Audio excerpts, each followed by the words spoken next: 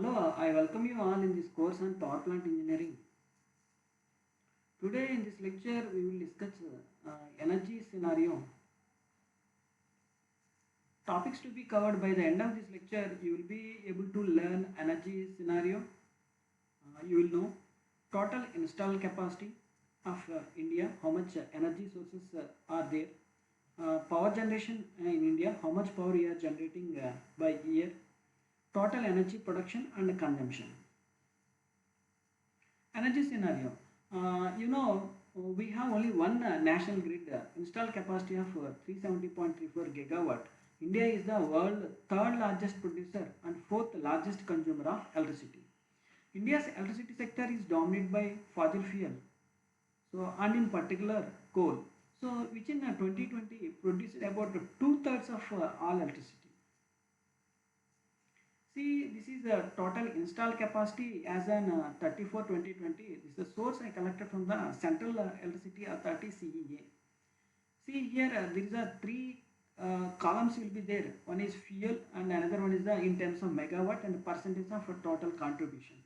See, the first one is the total thermal into consideration. Here there is a four categories will be there. One is the coal, lignite, gas, diesel. So coal in terms of megawatt, 1,98,525 megawatts, but their contribution is 54.2%.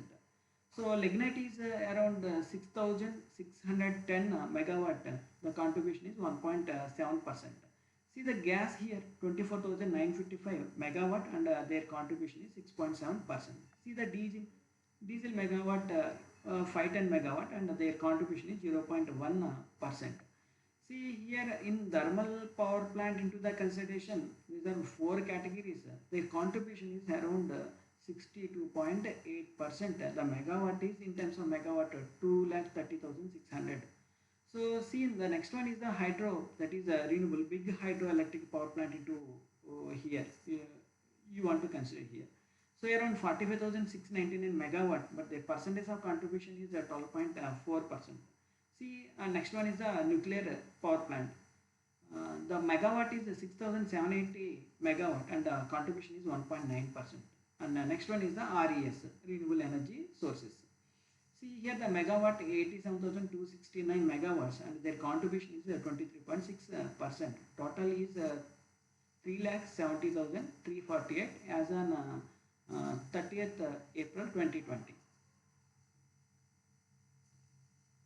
See, all India installed capacity utilities as on 31/3/2019.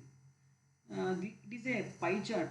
See, coal, lignite, it produces around in terms of megawatt 2,705 megawatt. In terms of their contribution is 56.36%. And next one is the hydro, and this is a renewable energy sources. And here it is a nuclear energy, and here it is a diesel power plant into consideration. And the next one is the gas. See, total energy will be 3,56,100 megawatt. Now see the difference. It is in 2019 the installed capacity, and here this is in 2020 the capacity is 3,70,348. So installed capacity is increased when you are comparing with the 2020, 3,70,348, and this is 56,100 megawatt. The difference is around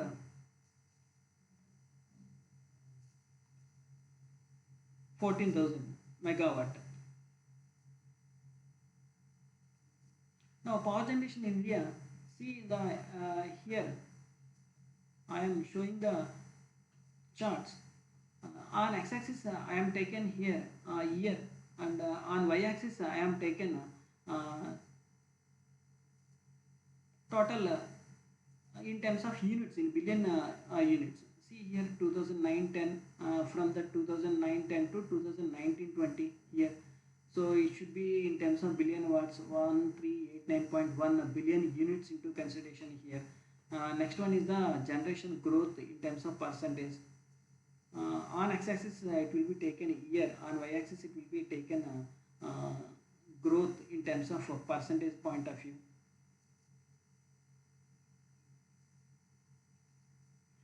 So consumption of electricity by sector in India during 2017 and 18, how much we are consuming? See, industries, they are consuming around 42%. And next one is the domestic 24%. And next one is the agriculture 18%. Next is the commercial complex that are 9%.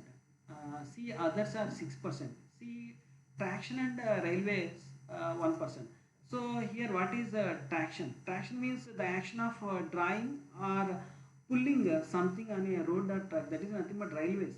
It is 1%. So total consumption is 11,30,244 gigawatt hours. See here, this is the worldwide total energy consumption. See the fossil fuel here, the fossil fuel is 81.1% consumption will be there. See the next one is the biomass 11.9% and the uranium is 2.7%. See here it is a sector will be there, see sector, and here these all are renewable energy sources. Here the hydro is 3.3%, wind 0.5%, direct radiation photovoltaics 0.2%, and earth heat is 0.2%. This is this and all are, if you want to add, this will be totally 4.2%. So the total energy consumption is roughly 15 terawatt. This I am collected from the Wikipedia. See now the next one is the worldwide available power from each energy processes. See there are three columns will be there: serial number, type of energy, available power in terawatts. See this is a tide. This is a tidal energy 0.3 terawatts. Earth heat 2 terawatts. Like this it will be presented here. See coal here 900 terawatt per year into the consideration. Next one is the all energy sources categorized by their primary energy processes and concrete use. See here primary energy, process, concrete use. See these will be divided into two. One is the renewable energy, another one is the non-renewable energy. See in the renewable energy, the first one is the primary energy. See movement of the planets. What will be produced? Tides will be produced. So this is the relationship between the earth, sun with respect to moon. See here sun is fixed and earth and moon will be rotating around the sun. That is the movement of the planets. Due to that what will be produced? Tides will be produced.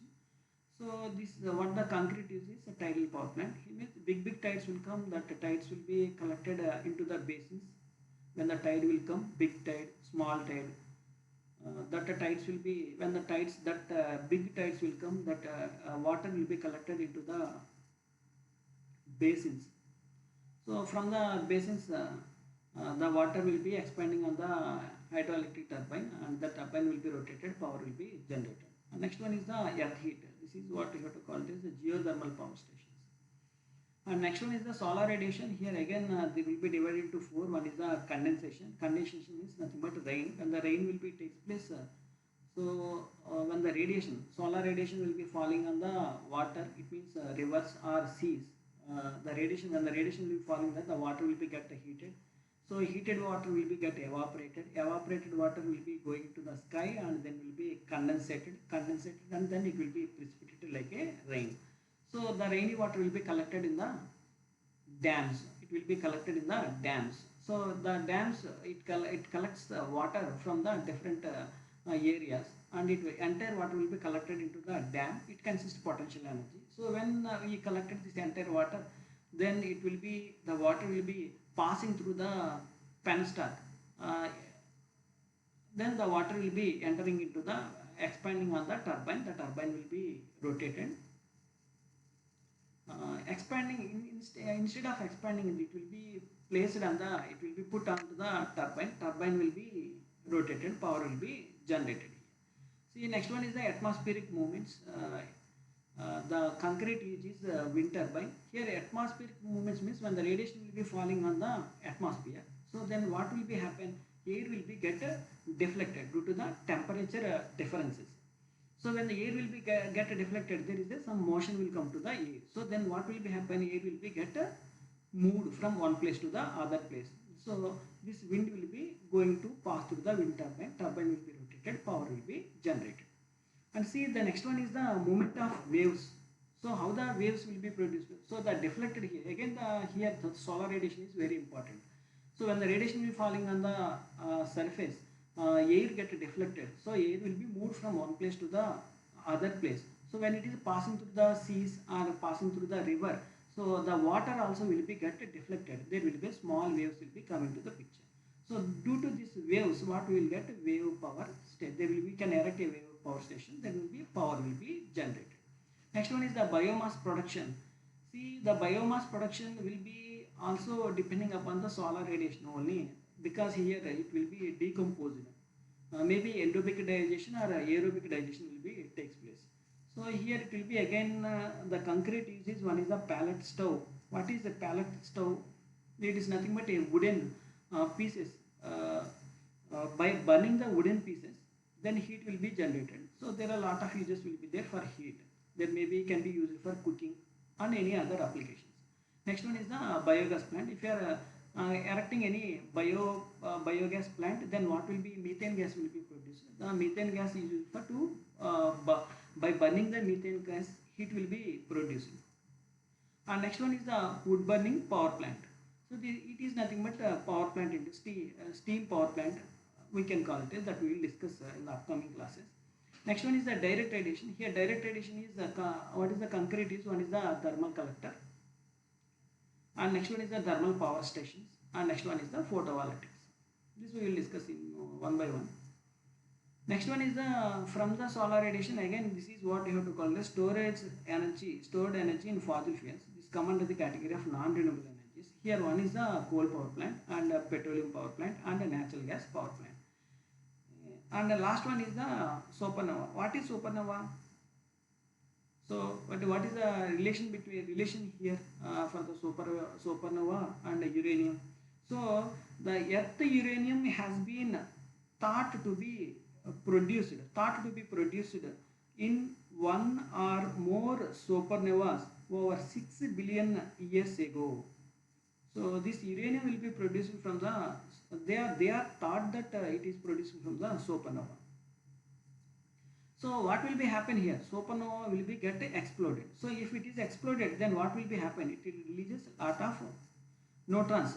Lot of neutrons will be released. So in the neutrons, what are the elements will be presented there? One is the iron, uranium or gold. These are the elements will be presented there. So this is from that, what is the concrete is a nuclear power plant.